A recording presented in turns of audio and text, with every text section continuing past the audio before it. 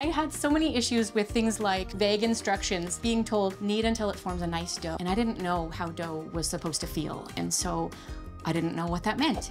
If baking bread frustrates you, stick around. After 20 years, I can finally bake bread. And let me tell you, if I can do this, you can do this too. It's really easy. If you do give it a try, please let me know in the comments. I'd love to know if it turns out for you. But bread is really simple. All you need to make bread is flour, salt, yeast, and water. So why is it so hard to get right? I don't know, but it has taken me 20 years to figure it out. But we're gonna get started here today. I'm gonna show you the recipe and the method that has finally worked for me. So I've already measured out 450 grams of unbleached all-purpose flour here. And then to that, I'm adding 1.5 teaspoons of table salt. And I'm gonna mix that in before I add my yeast. And then I'm adding 1 teaspoon of active instant dry yeast. I think it's instant. I don't think it really matters though. And then I'm gonna stir that through here. And then the only other thing I need is water. So I've got 300 milliliters of warm tap water here. And I'm just gonna pour that in. And now I'm just gonna use my hand. I'm gonna pull this together until it's not dry anymore. We just wanna get all of that flour moistened up.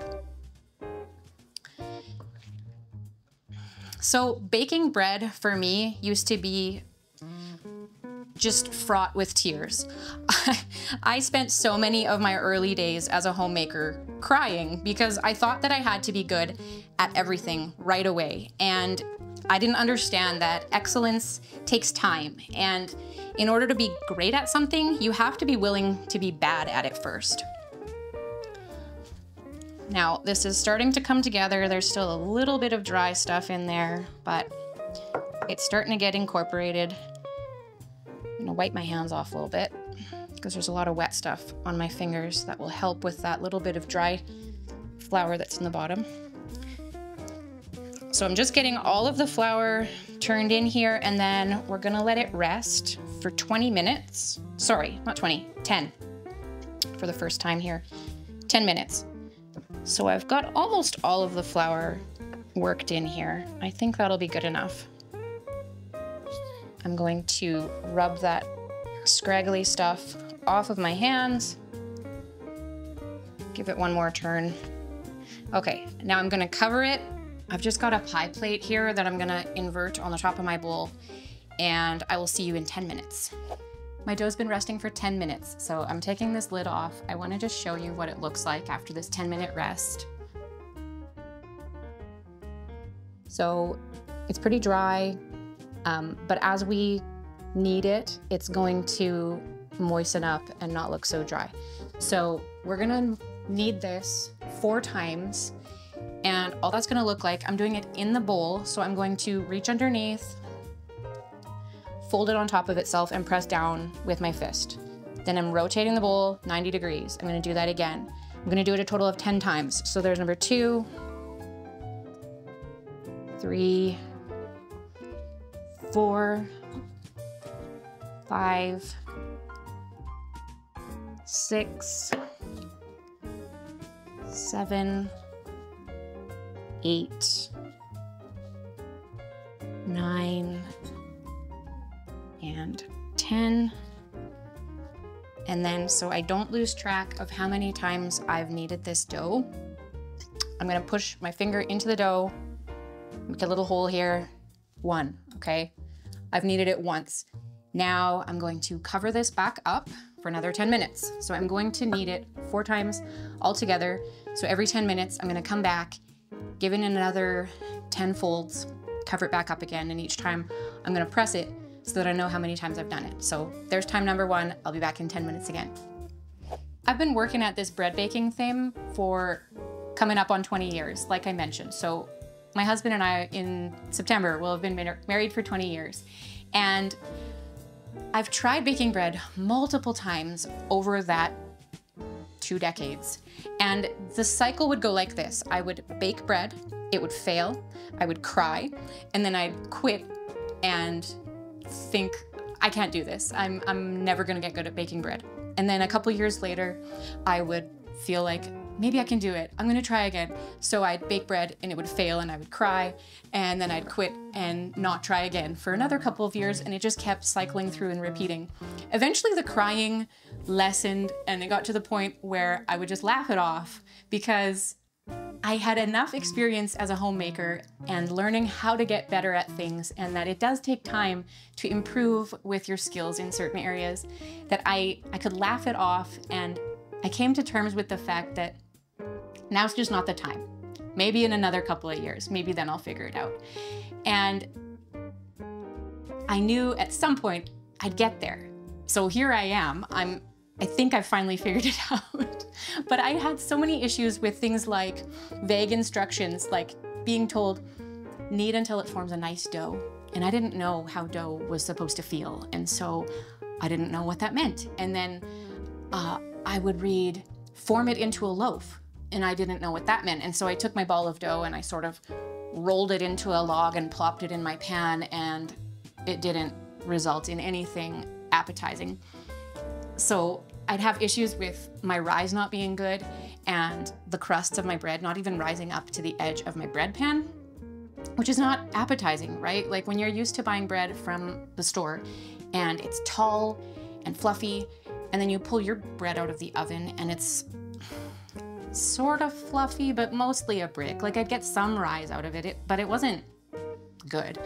And half the height at the crust of a normal bakery piece of bread. So that is part of why I just kept quitting. Now my timer just went off, so I'm going to turn this dough again. I'm gonna knead it 10 times. This is gonna be my second time, so I'm gonna poke it 2 times by the time I've finished kneading it. So here we go.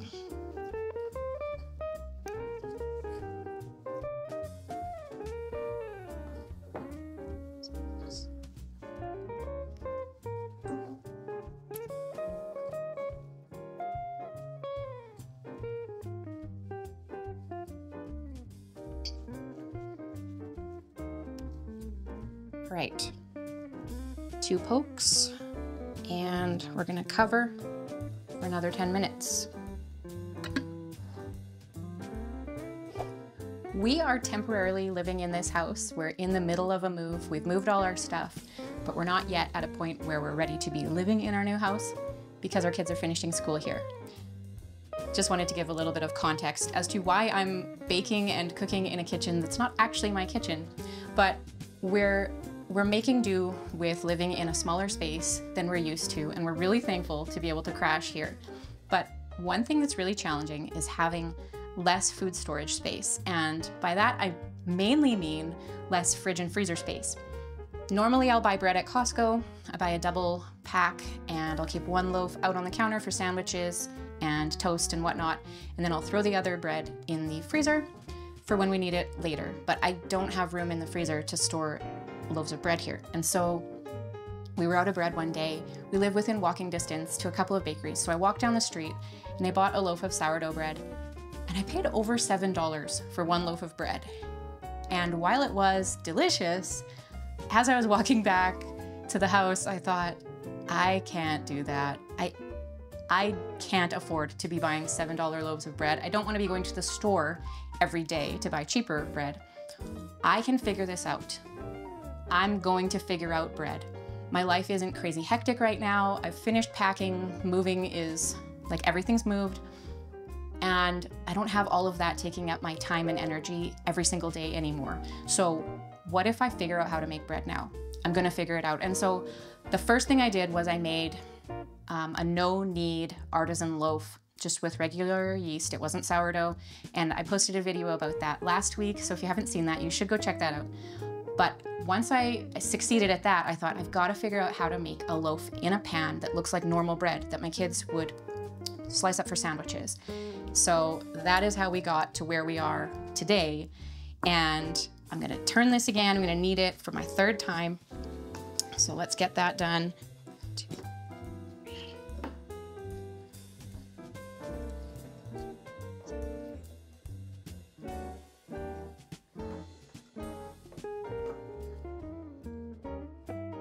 This is getting really nice and elasticy and smooth. It's not dry at all.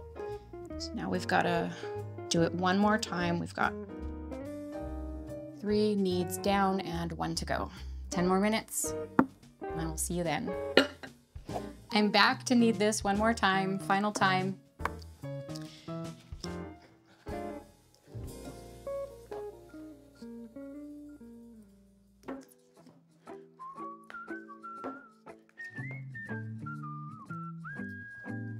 I don't know if you can hear these air pockets popping in here, but the yeast is really working, and this is getting really nice and smooth and elastic. So now I'm gonna leave this to rise for an hour.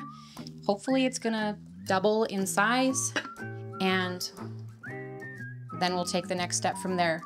So I was talking about how I figured this is the time for me to learn how to bake bread. And then I was at the library with my kids and I found this book, The First Time Bread Baker. And obviously this is not my first time, but I had yet to have a successful time. And so I took a flip through here, and the thing that really impressed me about this was he gives this step-by-step photo instructions on how to knead it, and then how to make a loaf, how to form a loaf. So all of the folding instructions and rolling in order to get it shaped before it goes into the loaf pan. So I brought this home, and this is what has given me success in baking bread. I had to adjust the recipe because it was for a 4x6 loaf pan, which is really tiny, and I don't know if I've ever seen a loaf pan that size. The one I have here is a 9x5, and so I just increased all of the quantities by half in order to get the amount that I have shown you here today. But I would definitely recommend this book, and there's a lot of different loaves of bread in here that I haven't even looked at or tried.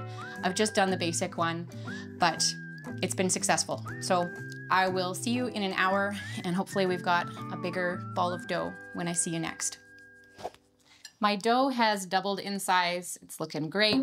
So before I get it turned out and shape it into a loaf, I'm gonna grease my loaf pan. So here's a tip for free. Save your wrappers that your butter comes in.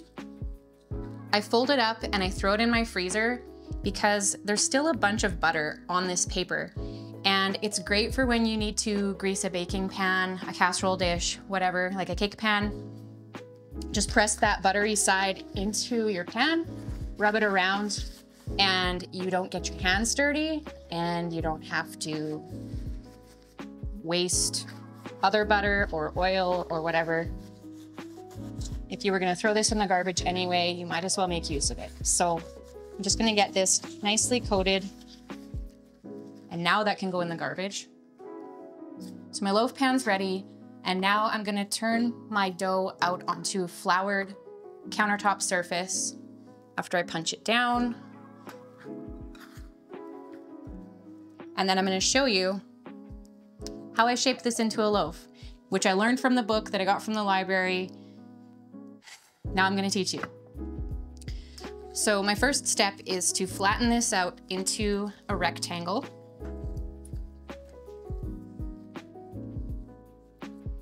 And then you're gonna fold it sort of into an envelope shape. So I'm gonna pull this and fold the side over, pull the other side, fold it over, and then I'm grabbing the top of my envelope and pressing it down.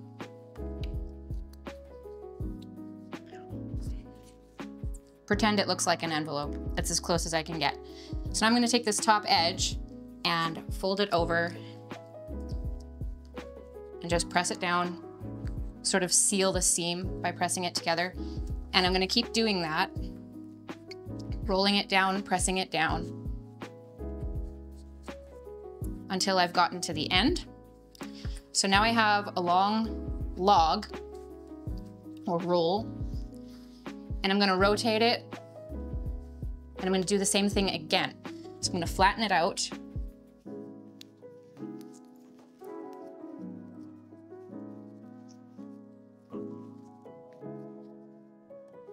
and I'm going to roll it, press it.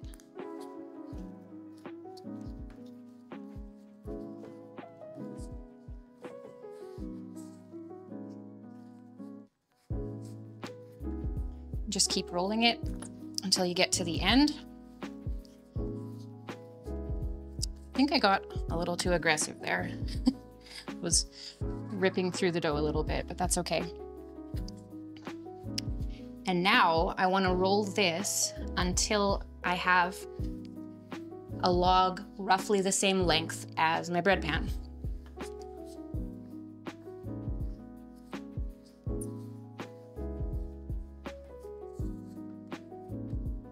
See if it matches. Should be pretty good. So here's the seam of my dough. I'm gonna lay that seam side down. Now I'm gonna cover this with some plastic wrap just to keep it moist in there and keep the heat in as well. And then what I like to do is put a cookie sheet on top of this, and that's gonna allow my dough to sort of keep an even thickness as it's rising in the pan. Once it hits the top, it's gonna stop there. So I'm not gonna end up with a loaf that's really skinny on the ends and really tall in the middle. You can get special bread pans. I think it's called a Pullman loaf pan, and it has an actual lid that slides on to give you really nice square bread. But I don't have that, so this is how I'm sort of making do with what I've got. So now this is going to rise for another hour. Baking bread takes time. I promise you it's worth it when it actually turns out. We're getting close to the time where it's actually time to bake the bread. So the dough is rising pretty nicely here. It's starting to push up against the plastic. So I'm getting a good rise. My next step is to preheat my oven. So I'm gonna put this roasting pan in my oven. And when we put the bread in, I'm gonna be pouring some water in here to give some steam in the oven to give the bread a nice bake. So first of all, I'm just gonna put that in the oven and preheat to 475 degrees while my dough finishes rising.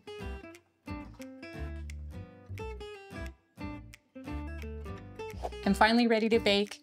So I'm gonna take this plastic wrap off of my bread and get this in the oven. So before I put it in, I'm going to put a cup of water inside that roasting pan that I've had heating. You want to put that in while the oven's preheating so that you're putting your bread pan onto a really hot surface. And then the steam from all that water is going to help with the bread baking process. Why is steam important with bread? I don't know, because I'm not an expert. I'm just doing what the book told me to do. But I'm gonna open this up now and pour my water in.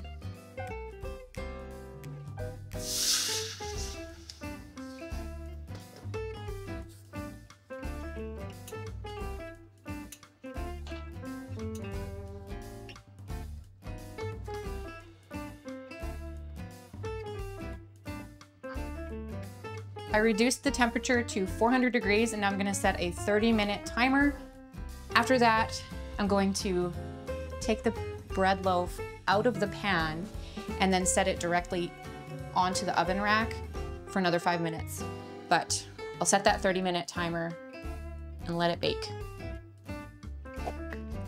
My 30-minute timer beeped, so I'm going to take this bread out of the oven.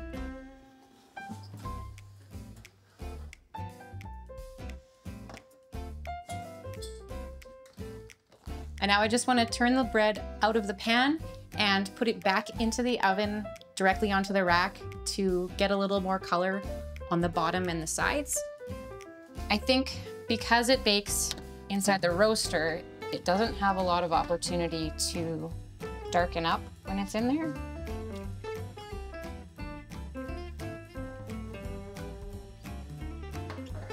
So you can see it's kind of pale. So I just want to put it back in to get a little more color on it.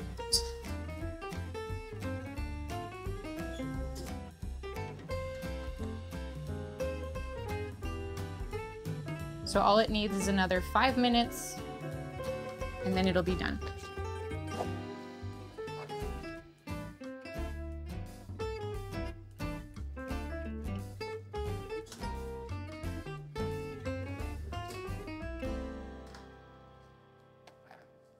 Okay, look at that bread. I can't believe that I made this loaf of bread. It's so beautiful. I'd love to slice into it right now to eat it, but it's way too hot. So I've got to let it cool on this rack. But I hope you give this a try. I hope you let me know how it goes. And I'm really excited about getting better at baking bread now. I'm looking forward to scaling this recipe so that I can bake more than one loaf at a time, because this is a lot of effort to go into only one loaf at the end of the afternoon. So I want to scale it and get more loaves in the oven at once. I want to figure out how to make cinnamon raisin bread because that's something that my family really loves. So I'm going to keep working at this. And thank you for hanging out with me today, and I'll see you next time. Bye.